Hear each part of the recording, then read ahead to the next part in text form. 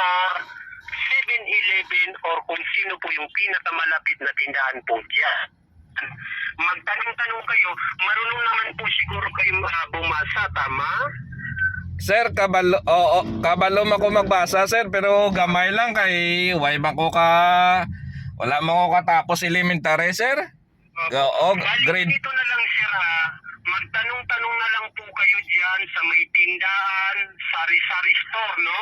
Sa nagbibenta po ng cellphone, kung malapit kayo, magtanong kayo kung sino po yung may GCash. At yung ititext ko na GCash po dyan, doon po natin ipapadala yung 850. Okay? Ano na sir, bali atag ko sila ang kwarta ko nga 850 tapos sila na magkuan. Ano ba sir? Ganito sir, ganito po. Halimbawa kapag nasa GCash na kayo, halimbawa kung may GCash na po sila dyan or may GCash po dyan, sabihin po ninyo, magpapadala po ako sa GCash. Ibibigay ko yung GCash po dyan na ititext ko po, yun po yung ipapakita ninyo. Sabihin po ninyo, magpapadala po ako dito po sa GCash na ito, na ititext ko po dyan sa inyo. Sir, Okay po. sir, hindi na sir, base ma-scam ko nila sir, yatag ko yung kwarta nila tapos ang kwarta ko yatag ko sila tapos base hindi naman nila pagsensi mo sir, base ma-scam ko na sir. Sir, unang-una po, kaya nga tawagan kita kapag nasa GCash na kayo para matulungan kita. Okay? Sir, anugon sa ang kwarta ko madula sir, sweldo ko di gadaan sir, ano lag kwan lag di, amo lang gining isa ka libo nga kwarta ko sir oh. Sir, unang-una po dito, kaya nga sir, sundin po ninyo yung sabi ko po sa inyo, kapag nakahanap kayo ng GCash, tumawag po kayo dito para ma-fix ko po yung GCash na doon po natin ipapadala. Kapag may padala na po ninyo, wala na kayong ibang gagawin po, pumunta na kayo ng Palawan. Okay? Kadto ko sa Palawan, subong gina sir hindi pwede karon sa hapon o basa aga kay kuan na sir sugod na ko di obra Halimbawa sir, nagpaway lang ko. wala naman po kayo masyadong ginagawa, pumunta na kayo ng Palawan, no? Para nang sa ganon, ito po ay ma-withdraw na po ninyo. Kasi kayo na lang po yung inintay dito, sir, okay? Malayo kasing ang Palawan dito sir, hindi na mangita pa ko laman bike sir, mabike ko. Bikeon ko pa to sa Palawan. Kaya nga sir, kaya nga po, halimbawa sir, no? Kapag nagawan po kayo ng certificate, pumunta na kayo ng Palawan. Parang naiinis na. Or tumawag ka dito kapag nasa Palawan na po kayo. Kasi po kami po ay lalabas ngayon patungong Palawan. Po, naintindihan ba ninyo? Sige sir, pag dugay-dugay siguro sir, okay lang na bla sir, pag dugay-dugay ang kuan kay mangita pa ko laman bike kun ano kay wala pa ding kuan namon ang kabo namon nga makuano laman ko mahulam ako 1,000 sir sa kabo namon wala pa ding kabo namon Ko naman po. pa Sir, unang-una po dito sa inyo, schedule na po ng pera ninyo ngayon. Okay? Pumunta na po kayo ng may tindahan, magtanong-tanong kayo kung may GCash po ba sila. Okay? sige sa tindahan gina sir, hindi sa bangko. Ano na sa GCash sir man, hindi ko nakakuan sa Basta, sir, GCash. magtanong-tanong na lang po kayo dyan sa may tindahan po or sari-sari store po. Sa ano na sir, sa tindahan nga mga gabligya, mga isda, mga kuan amo na da sir, mga karnihan, mga karne, dira ko mamangkot sir. May tindahan po, sari-sari store po, sari-sari store. Daw grocery nga gagmay sir. Amo na sa sa may grocery nga gagmay lang na nga grocery sir, amo nang kuan sari-sari store. Opo. Dire kay kuan ka la. O sige sir, may ari di kay kay Manang edit to kun ti kuano ko na kay Manang edit may mangkot ko dibe kun may ari di nga kuan Gcash si Manang edit to. Okay, sige. I-text ko yung Gcash, sir, okay? Sige sir, i-text mo na lang Gcash sir tapos kun sir nga kuan kasi dugay-dugay sir mga sir mga siguro mga pwede mga 30 minutes sir kay ang ulaton ko pang kuan sir ang kabo namon sir maulam ko kuan kwarta kay para i-send ko sa sa Gcash mo doon sabi na 'di ba ambo sir Gcash. Opo. Sige sir, mga 30 minutes sir, pwede na kuan? Okay lang. Okay, sige po. I-text ko na lang po. Mag-text ka dito kapag okay na, sir, okay? Sige sir, sige. Kuan lang ko, ma-text lang ko Okay, sige po. Damo gi nga salamat sir dako ginasambulig sa amon sir. Pigado gid sa amon, sobra pigado kami sir. You're welcome po, sir. Sige po. So, text ka na lang dito kapag naipadala na po ninyo, okay? Oh, sige sir, salamat gid sir. Kuha ko ginanon sir para kuha ko ng kwarta, pigado gid sa amon di mo. Okay, sige po. Sige sir, salamat sir. Balik ako sir pag Okay, sige po. Sige sir.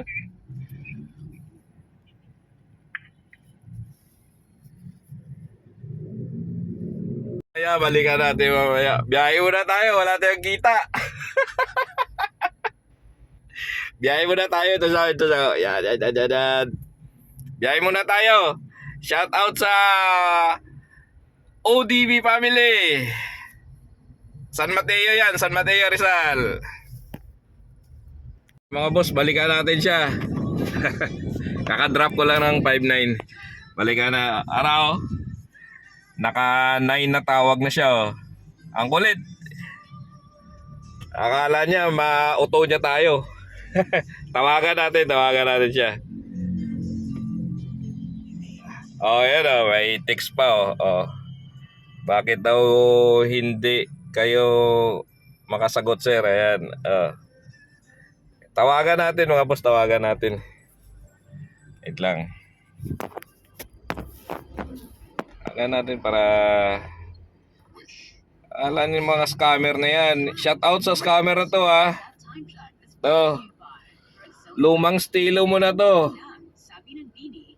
Yan, paglaruan kita. Tatawagan kita ngayon.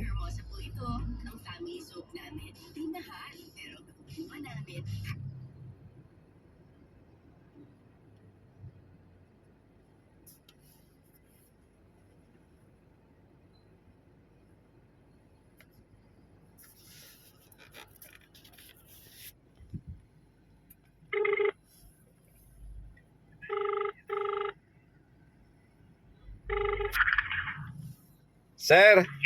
Hello? Sir. Yes. Sir, sinsyal giga mo sir ay nag-charge pa cellphone ko sir tapos na-move on ko ba Yes po. Na-move on ko gina dugay-dugay ko sa banyo tiga-tigasang pa-move on ko tubol nga nagwa mo. Sir, bakadton ako sir sa sir sa Tiangge. Mamangkot na ko to. Okay, sige po. Tapos sir, ako sir si mo kontak-kontak ka dayon pag kwan? Opo. Tumawag ka dito, sir, okay? Sige sir, kay nagpa-load ko sir kay ko hindi ka na magkwan sa akon kay ginakapagliga tawag. Kanina na po ako tumatawag sa inyo, hindi kayo makasagot po. Gani sir, kay ginbiling ko ang cellphone ko sir, nag-charge ko malubat yun ang cellphone sir Okay, sige po. So, kumilos na po kayo dahil tatawagan ko na si Sir Jomar po, okay? Sige sir. Kanto na ako sa tindahan sir, malakad-lakad. Okay, magtanong po kayo kung may Gcash po ba sila. Kapag meron, sabihin po ninyo mapadala po kayo kayo at ibigay po ninyo yung GCash po na yan. Yung itinext ko po dyan, sir, okay? Sige sir, kuan ko dayon sir, ba kadako ginli ni nga kwarta sir. Gusto Sir, unang-una po, sana sir, gamitin lang po natin sa tamang pamamaraan. Ipag-negosyo po ninyo, sir, tayo kayo ng puunan po ninyo, okay? sir, hindi sir, mabakal ko karbaw sir, bakal ko na karbaw sir para pang arado sa bukid namon sir. Po, sir, wag lang po ninyong gamitin po sa ikakasama po ng pamilya po ninyo. Oo sir, kay ako ang ginasaligan sa amon sir. Ang mga utod ko sir, wala gagmay pa gani sir. Ano kami sir 17 kami kabilog sir. Mga utod ko gagmay pa sir. Okay, sige po. So pumunta na kayo, sir, at text ka na lang dito kapag naipadala na po ninyo, okay? Matawag ko dayon sir, matawag ko dayon. Opo, tumawag ka dito kapag naipadala na po ninyo, okay? Sige sir, tawag ko dayon sir. Sige po. Okay, sige po, sige po. Mga loko-loko. Ngayon, kukunin natin yung ano niya, yung Facebook account niya. Gagawa natin ng paraan. Kukunin natin yung Facebook account niya. Sira ulo na to. Alam niya naman na taga bukid tayo, di ba? Idi po tayo. Taga bukid tayo mo. Balikan natin siya mga after siguro mga 30 minutes ulit. Kuha tayo ulit isang booking ulit. Mga 30 minutes, balikan natin siya. Okay. Ayun mga boss. Medyo tumagal na tayo, mga higit isang oras na yung nangungulit. Tawag ng tawag yan. Nag-airplane mode muna ako. Hindi pa nga ako nakapag-drop ng isang pasahero kasi ngayon, tatapusin na natin. Hindi ko sisirain yung ano niya, yung diskarte niya, yung pang-scam niya sa akin, hindi ko sisirain yun. Basta tatapusin natin, kukunin natin yung Facebook account niya, tapos gagawa tayo ng paraan na tatawagan natin yung Facebook account niya kung siya talaga yun. Pero hindi ko muna ipopost yung Facebook na ibibigay niya.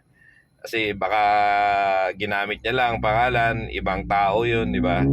So gagamitin natin. Tapos, hindi ko nga sisirain yung diskarte niya at saka yung pang-i-scam niya sa akin. Kayo na po bahala kung saan man to makarating yung video na to. Makarating man sa NBI or sino man ang pwedeng mag-locate ng number na to na mahuli na yung tao na tong pang-i-scam niya. Ayun, ipapakita ko yung lahat ng mga details niya dito sa video na to. Ito na po yung last, ikakat ko na po. Hindi ko yung sisirain, bali after ng video na to, hindi ko napapansinin yung mga tawag niya at saka mga text niya. Kayo na po bahala kung maidulog nyo sa NBI para kumbaga hindi niya ako mahalata o hindi niya ako ma-block. Hindi niya ma-block yung number ko muna. Ayun, umpisa na natin mga boss. Ayun mga boss, kanina pa to nangungulit Ayan po yung details niya. Ayan po. Ayan yung number. Ayan. Okay. Ayan daw yung si Jomar Bernal. Yan daw yung gagawa ng certificate ng bling siguro ng ginagawa. Bahala sa buhay niya. So tatawagan natin ulit. Tatapusin na natin to dito.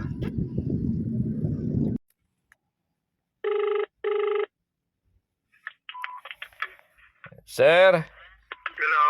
pasensya na mo sir kay nadula ang signal o gina sir. Dito ko nagpadala na ko sir. Ano? Nagpadala na ko, nagsend ako da. Wait lang po, sir. Tatawagan ko po sila, sir. Kasi kanina na po kayo, tumatawag po si Sir Jomar. Hindi ko sinasagot kasi naiiya ko po sa kanila.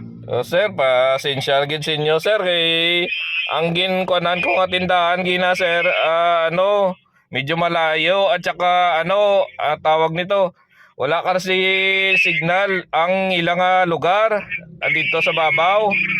Magkano ba yung pinadala po ninyo? Amo to sir, ang ginambal mo nga 850. Okay, sige po. Tatawagan ko sila ngayon, okay? Sige sir, ano mo ano dayon sir kay kun ano kantuan ko liwat sa sa piyak bukid. Ano? Paki-check na lang sir kung gin-send nila man kay gin bayad ko na tong 850. Okay, sige po, sige po. Sige, Tatawagan kita uli, okay? sige po sir, sige po.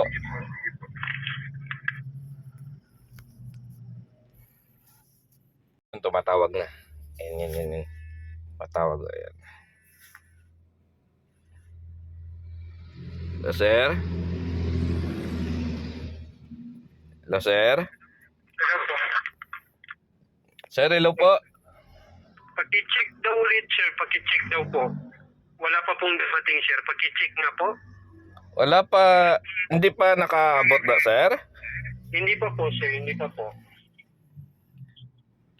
Manaog na ako din. Dahil, Ano? manaog ko na. Sige, sir, garit. Sige, sir, malakat-lakat lang ko, dali lagid. Ara lang sa babaw eh. Okay, Dahil lagid. po. Tawag ko dayon, sir, Okay, sige. Malakat-lakat lang ko, dahil lagid. Sige po.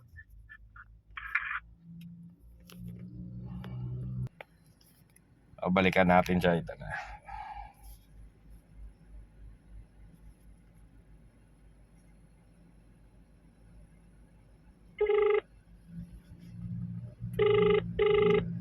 Hello, sir. Sir? Opo. Sir, na-sundyan ako, no? Wait lang po, sir. Tatawagan ko sila, sir, okay? Sige, sir. Ano po? Sige po, sige. Ayun mga boss, ayan yung Facebook account niya daw. Joseph D. Garcia. Try natin, i-search natin.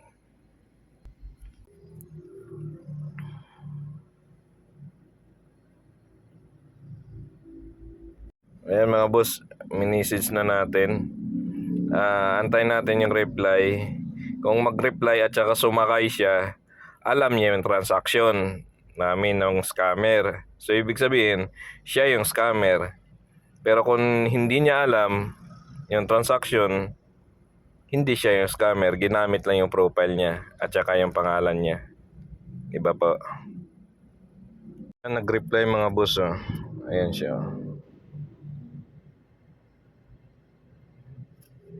So ito nga boss, nagre-reply siya saan na namimilit.